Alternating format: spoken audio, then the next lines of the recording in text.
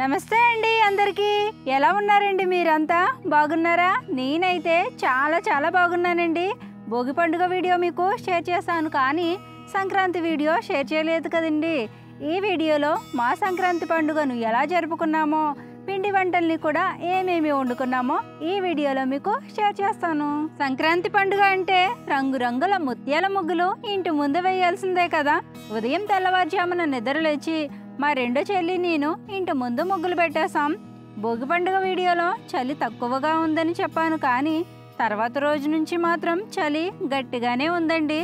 చుట్టూ ఉన్న వాతావరణం అంతా పొగమంచుతో నిండిపోయి చూడడానికి మాత్రం మంచు పర్వతాలకి దగ్గరలో ఉన్నట్టుగానే ఉండేది. సంక్రాంతి పండక్కి ఇంటి ముందు వేసుకున్న ముగ్గు మధ్యలో గొబ్బెమ్మను పెట్టుకొని పూలతో అలంకరించుకుంటాం. ఇంటిని కూడా అందంగా అలంకరించుకుంటాం కదండి. అలాగే మేము కూడా అమ్మ వాళ్ళ ఇల్లు ఇంటి ముందు అందంగా ముగ్గులు పెట్టి ఇంటిని అలంకరించాం. అమ్మ వాళ్ళ ఇంటి ముందు వేప చెట్టు ఉంటుందండి. ఆ వేప చెట్టుకి నిత్యం నాన్న పూలతో అలంకరించి దీపం పెడుతూ ఉంటారు. ఆ వేప చెట్టు చుట్టూ ముగ్గులు పెట్టి ఇలా అలంకరించాను. అలాగే తులసమ్మ దగ్గర కూడా ముగ్గులు పెట్టాను.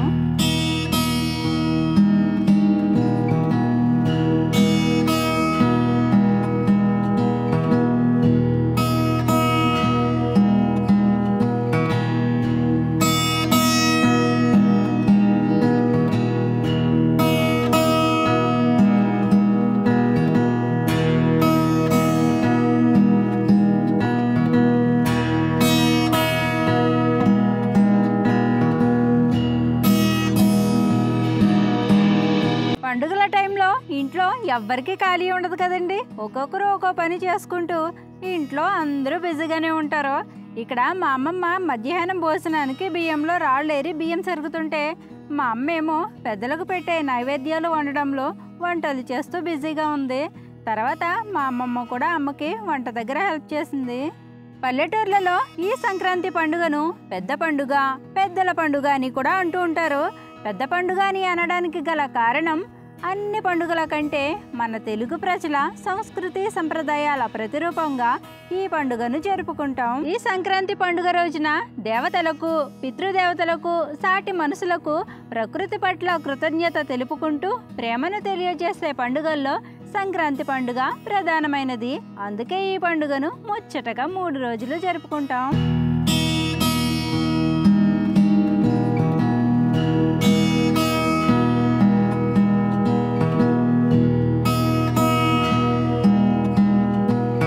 సంక్రాంతి పండుగలో మొదటి రోజు భోగి మంట వేసుకుంటాం. భోగి అంటే భోగభాగ్యాలను అనుభవించే రోజు అని అర్థం. ఎందుకంటే రైతు పండించిన పంట అంతా ధాన్యరాశులతో ఇల్లంతా కలకలలాడుతూ ఉంటుంది కాబట్టి రైతు కుటుంబం సంతోషంలో ఉంటుంది.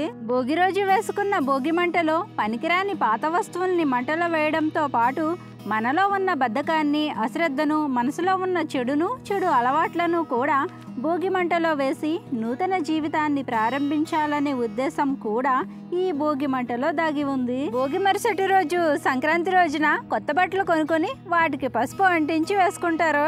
మా నాన్న పసుపు రాసి ఇచ్చేస్తే పిల్లలు మా బట్టలు మేమే వేసుకుంటామని ఎవరి బట్టలు వాళ్ళే వేసేసుకున్నారు. ముఖ్యంగా ఈ రోజున చనిపోయిన మన పెద్దల్ని తలుచుకుంటూ వారికి కూడా కొత్త బట్టల్ని కొని నైవేద్యాలు వండి పితృదేవతల్ని ఆహ్వానిస్తూ ఇంటి గుమ్మం దగ్గర చెంబుతో నీళ్లను పెడతారు.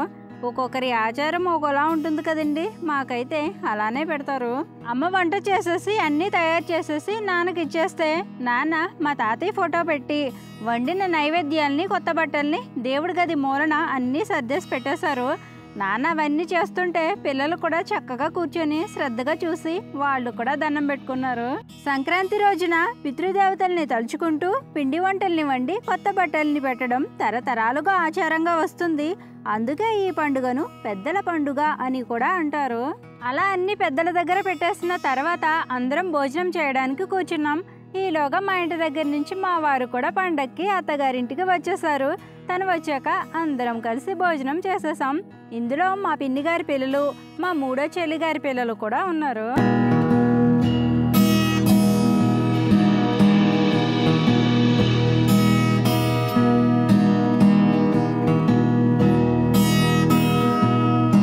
దగ్గర ఉన్నదాన్ని నలుగురితో పంచుకోవడమే కదా అసలైన పండుగ.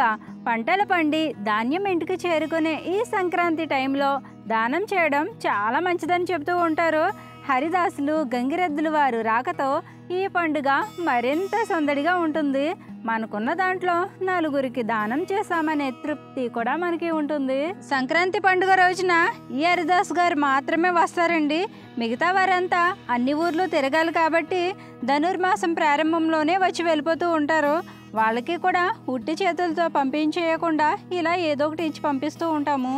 ఇక ఈ సంక్రాంతి పండుగ సందర్భంగా ఎవరికి నచ్చినట్టుగా వాళ్ళు వాళ్ళ ఇంటిని అందమైన ముగ్గులతో అలంకరించుకుంటారు. నేను కూడా మా ఫామ్ హౌస్ని ఒక సంప్రదాయ పద్ధతిలో నాకు నచ్చినట్టుగా అలంకరించుకున్నానండి. మీకు కూడా సంక్రాంతి వీడియోలో మా ఫామ్ హౌస్ని చూపిస్తాను అని చెప్పాను కదండి. మరి ఈ ఫామ్ హౌస్ని ఎలా రెడీ చేశానో చూసేయండి. ఈ ఫామ్ హౌస్ పచ్చని వాతావరణంలో చాలా ప్రశాంతంగా ఉంటుందండి. మా పొలంలో ఇలా పాతకాలం పద్ధతిలో చిన్న ఇల్లు కట్టుకోవాలని ఎప్పటి నుంచో నా కోరిక. మా నాన్న దయ వల్ల మా వారి దయ వల్ల ఇన్నాళ్లకు నా కోరిక తీరిందండి. ఇలా ప్లాస్టిక్ వస్తువు లేని ఒక సరికొత్త ప్రపంచం మళ్ళీ వస్తే ఎంత బాగుంటుందో కదా.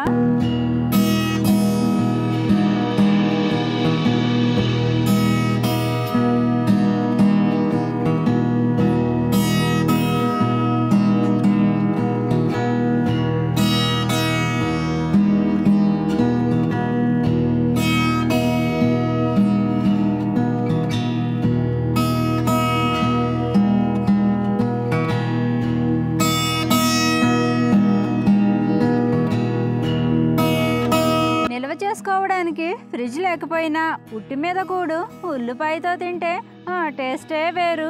ఒక్కబోస్తే ఫ్యాన్లో ఏసీలు లేకపోయినా చల్లని నీడని ఇచ్చే తాటాకిల్లు. 5 నిమిషాల్లో వంట చేసేసుకునే గ్యాస్ స్టవ్ లేకపోయినా మంచి ఆరోగ్యాన్ని పెంచే ఆరోగ్యకరమైన వంటల్ని కట్టెల పొయ్యి మీదే వండుకుని తినేవారు. షుగర్లు బీపీలు లేకపోయినా బ్రతికిన నాళ్ళైనా నచ్చిన తిండి తిని ప్రశాంతంగా బ్రతికేవాళ్ళు మన అమ్మమ్మలు నానమ్మలు.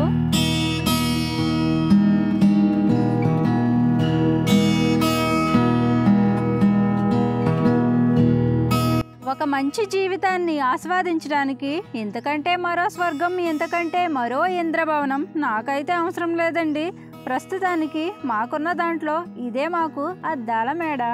భోగి సంక్రాంతి అయిపోయిందండి. ఇక కనుమ రోజు అంటే కక్క ముక్క వండుకొని తినే ఫ్యామిలీ పార్టీ కాబట్టి వంటకి కావలసినవన్నీ ఇంటి దగ్గరే తయారు చేసేసుకొని చేలో ఉన్న మా ఫామ్ హౌస్ దగ్గర వంటలు చేసుకున్నాం. వంటకి కావలసినవన్నీ తయారు చేసి ఇచ్చేస్తే మా మూడో చెల్లి వంటలు చేసేసింది. వంటలు పూర్తయ్యాక అందరం కలిసి భోజనాలు చేసేసాం. మా సంక్రాంతి పండుగ ఇంతకంటే గ్రాండ్గా జరిగేదండి. ఈ సంవత్సరం మేము ఇలా చేసుకున్నట్టే ప్రతి సంవత్సరం మా పెద్దనాన్న వాళ్ళ ఫ్యామిలీ, మా ఫ్యామిలీ, మా చిన్నాన్న వాళ్ళ ఫ్యామిలీ అందరం ప్రతి సంవత్సరం సంక్రాంతికి కలుసుకొని ఇక్కడ చూపిస్తున్నట్టే వంటలు చేసుకొని సరదాగా ఎక్కడికైనా వెళ్ళేవాళ్ళం. ఇదంతా మా చిన్నాన్న దగ్గరుండి చూసుకునేవారు. ఇక్కడ వైట్ కలర్ షర్ట్ వేసుకున్నది మా చిన్నానేనండి. ఈ సంవత్సరం మా చిన్నాన్నకి కుదరలేదు. అందుకే మా వరకు అప్పటికప్పుడు ఇలా ప్లాన్ చేసుకుని మా చిన్నాన్నని మా చిన్నమ్మని మాత్రమే పండక్కి రమ్మని పిలిచాము. మా చిన్నాన్ననే ఎందుకు పిలిచామంటే మా చిన్నప్పటి నుంచి మా చిన్నానే మాకు బాగా అలవాటండి. పైగా మా చిన్నాన్న తన ఇంట్లో ఏ శుభకార్యం జరిపినా మమ్మల్ని పిలవకుండా అస్సలు ఉండరండి. మా చిన్నాన్న కూడా అందరూ కావాలి, అందరూ కలిసి ఉండాలి అనే మనస్తత్వం కలిగిన మనిషి అండి. అందుకే మా చిన్నాన్ని మాత్రమే పిలిచాము. మిగతా వాళ్ళని కూడా పిలవడానికి ఇది అప్పటికప్పుడు ప్లాన్ చేసుకున్నామండి. కాబట్టి మా పెదనాన్న వాళ్ళకి చెప్పలేకపోయాము. మా మూడో చెల్లి నేను పండక్కి వారం రోజుల ముందే అమ్మ వాళ్ళ ఇంటికి వచ్చేసాము. మా రెండో చెల్లి మా మరిది మాత్రం కనుమ పండుగ రోజు వచ్చారు. ఇక్కడ కాళ్ళు కడుక్కునేది మా రెండో చెల్లి, మా రెండో మరిదండి. వీడియో స్టార్టింగ్లో రెండో చెల్లి ముగ్గు పెడుతుందని చెప్పాను కదండి. సారీ అండి, తను మా మూడో చెల్లి హైదరాబాద్లో ఉంటుంది. చెల్లి వాళ్ళు కూడా వచ్చేసాక అమ్మ భోజనం వడ్డిచ్చేస్తే అందరం కలిసి భోజనం చేసేసాం.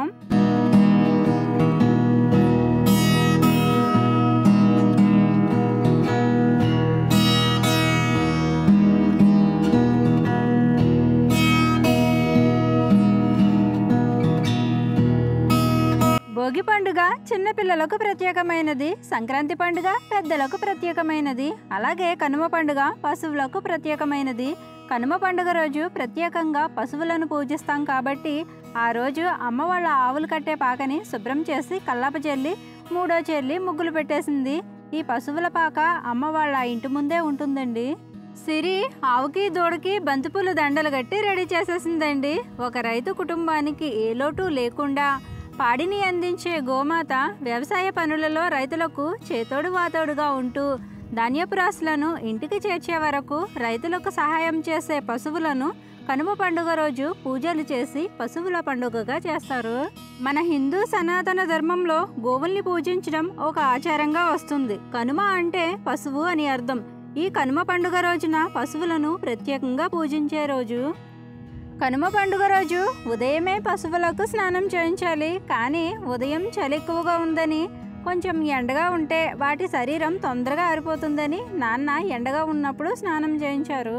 ఈ పశువులు రైతులకు వ్యవసాయంలో ఎంత సహాయం చేస్తాయో వాటి నుండి వచ్చే పాల ఉత్పత్తుల వల్ల కూడా మనం అనేక రుచులను ఆస్వాదించగలుగుతున్నాం. పాలతో పాలకోవా లాంటి రుచికరమైన స్వీట్లు, నెయ్యితో అనేక రకాల పిండి వంటలు, పాలు, పెరుగు, వెన్న, నెయ్యి రోజువారీగా మన ఆహారంలో వాడుకుంటూ మనం ఎంతో కొంత ఆరోగ్యంగా ఉంటున్నాము అంటే ఈ పశువుల వలనే కదా. ఇవి లేకపోతే మనం బ్రతకడం కష్టంగా ఉంటుందేమో, కానీ మనం లేకపోతే ఇవి ఇంకా స్వేచ్ఛగా బ్రతకగలవు. పాడిని పంటని అందించే పశువులను ఈ కనుమ పండుగ రోజు వాటికి స్నానం చేయించి పసుపు కుంకుమతో బొట్లు పెట్టి బంతిపూలు మాలగట్టి మెడలో వేసి పూజిస్తాం. స్పెషల్గా ఆ రోజు వాటికి పెసరపప్పు, బియ్యం కలిపి వండిన అత్తేసరిని దానాగా వండి పెట్టామండి.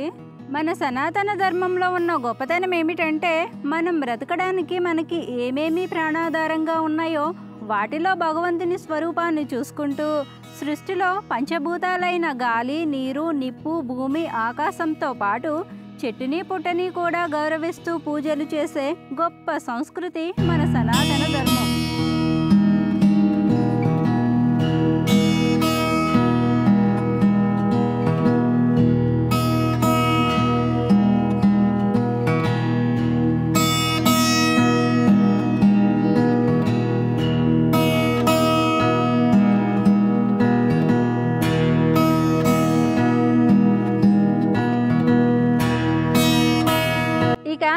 ఆఖరి రోజైన ముక్కనుమ రోజు ఈ రథం ముగ్గు వేసి సంక్రాంతి పండక్కి వీడ్కోలు చెప్పాము. రథం ముగ్గుకి తాడులా ముగ్గు వేసి ఒకరి ఇంటి ముందు నుంచి మరొకరి ఇంటి వరకు ఈ ముగ్గును పెడతారు కదా. దీని యొక్క అర్థం మనుషులమంతా ఒకరికి ఒకరు కలుపుకుంటూ చైతన్యవంతంగా ఉండాలనే ఒక సందేశం ఈ రథం ముగ్గులో దాగి ఉంది. తర్వాత మా సంక్రాంతి పండక్కి మా అత్తయ్య, మా ఆడపడుచు వాళ్ళు కూడా వచ్చారండి. మా ఊరికి రావడానికి బస్ సౌకర్యం ఉండదండి, ఆటోలోనే రావాలి. అందుకే అత్తయ్య వాళ్ళు రావడానికి లేట్ అయింది. ఉదయం బయలుదేరితే సాయంత్రానికి ఇంటికి వచ్చారు. వచ్చిన తర్వాత మా అత్తయ్య, మా ఆడపడుచు కూడా పిండి వంటలు చేయడానికి కావలసినవన్నీ రెడీ చేయడంలో బిజీగా ఉంటే మా అమ్మ నానేమో కోళ్ళు పట్టుకొని కోసేయడంలో బిజీగా ఉండేవారనమాట. ఎంత ఇష్టంగా పెంచుకున్న కోడైనా సరే ఈ సంక్రాంతి పండక్కి నాటుకోడి పులుసు అయినా అయిపోవాలి, లేదంటే పెనం మీద ఫ్రై అయినా అయిపోవాలి. సంక్రాంతి పండక్కి నాటుకోడికి మంచి కాంబినేషన్ అనమాట. పందెం కోళ్ళు కూడా మా ఊళ్ళో సూపర్గా ఉంటాయండి. కానీ అవి మీకు చూపించడానికి జీవహింసగా భావిస్తాం కాబట్టి నేను చూడను లేను, మీకు చూపించను లేను. మరి కోడిని కోసేసుకొని కూర వండేసుకొని తినేయడం హింస కాదా సుమా అని కామెంట్స్లో జరివేసేయకండి. తినడానికి కోడిని కోసుకోవడం వేరు, అది ప్రాణం పోయే పరిస్థితిలో ఉంటే చూసి ఎంజాయ్ చేయడం వేరు కదా. ఇక మా సంక్రాంతి పండక్కి సాయంత్రం తినడానికి ఉడకబెట్టిన తాటితేగలు, ఉదయం టిఫిన్లు, మధ్యాహ్నం మళ్ళీ భోజనానికి వంటల ప్రిపరేషన్స్తో, పిల్లల సందడితో, విందు వినోదంతో సందడిగా ఉండేది. వంటలు చేయడానికి, గిన్నెలు తోమడానికి, బట్టలు ఉతకడానికి మా ముగ్గురు అక్క చెల్లెల సరదా కూడా తీరిపోయేదండి. మా రెండో చెల్లికి ఇంకా పిల్లలు లేరండి. తనకి కూడా పిల్లలు ఉండుంటే ఇల్లంతా అంగన్వాడీ కేంద్రంలో ఉండనమాట. ఇంట్లో పిల్లల అల్లరి భరించలేక నాన్న బుర్రకి పదును పెట్టి ఒక చెక్కకి రెండు వైపులా కన్నం పెట్టి ఒక ఉయ్యాలు తయారు చేశారు. అమ్మ వాళ్ళ ఇంటి ముందు ఒక పెద్ద మామిడి చెట్టు ఉంటుందండి. ఆ మామిడి చెట్టుకి ఈ ఉయ్యాల కట్టారు. ఆ కట్టిన ఉయ్యాల సరిగా ఉందో లేదో అని నాన్న ఒకసారి చెక్ చేసి పిల్లలకి ఇచ్చేశారు. ఇక వాళ్ళకి నచ్చినట్టుగా ఎవరు ఎంతసేపు ఊగాలో నెంబర్స్ కౌంట్ చేసుకొని మరీ ఊగేవారు. మా చెల్లిగారి అబ్బాయి మాత్రం వాళ్ళ తాతయ్యను మంచి హుషారుగా ఊయలూపేవాడు.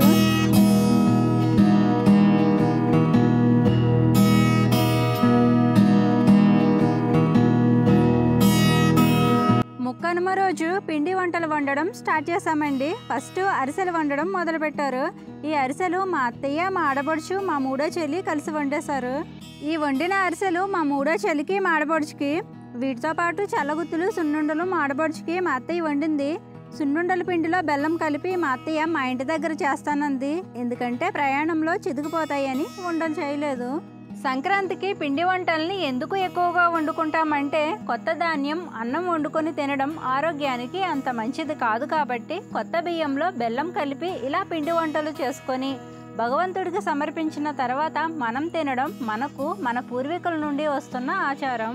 ఈ పిండి వంటల్లో నువ్వులు కూడా వేసి వండడం వలన ఆరోగ్యానికి ఇంకా మంచిదని ఈ వంటల్లో నువ్వుల్ని కూడా వాడతారు. ఇప్పటి వరకు వండిన పిండి వంటలన్నీ మా మూడో చెల్లికి, నాకు, మా ఆడపడుచుకి, ఇంకా మా రెండో చెల్లి ఉందండి. తను బూందీ, జంతికలు లాంటివి కొంచెం హాట్గా ఉండేవి వండుకుంటుంది. నేనైతే సున్నుండలు చేయించుకున్నానండి.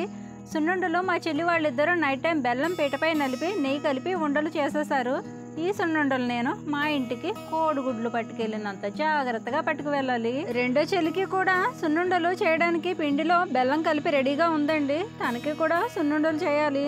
ఈ పిండి వంటలతో పాటు లక్కీగా జున్ను తినే ఛాన్స్ కూడా వచ్చిందండి. మా పిన్ని గారి ఆవుకి దూడ పుట్టింది. దూడ పుట్టిన సందర్భంగా జున్ను చేసుకొని తిన్నాం. ఈ దూడపిల్ల మంగళవారం పుట్టిందని మా పిన్ని ముద్దుగా దీనికి అంజి అని పేరు పెట్టింది. అంజిగాడి పుట్టిన సందర్భంగా శని ఆదివారాలు మా పిన్నిగారింటి దగ్గరే మా భోజనాలు. భాగ్యాలనిచ్చే భోగి, సరదాలనిచ్చే సంక్రాంతి, కమ్మని కనుమని ఇలా జరుపుకున్నామండి. ఓకేనండి, లాస్ట్ వరకు ఈ వీడియోని చూసారు అంటే ఎంతో కొంత నచ్చే ఉంటుంది కదండి. ఒకవేళ నచ్చితే తప్పకుండా లైక్ చేసి ఈ వీడియోపై మీ అభిప్రాయాన్ని కామెంట్ చేయండి. మరో మంచి వీడియోతో మళ్ళీ వస్తాను. ఉంటానండి. నమస్తే.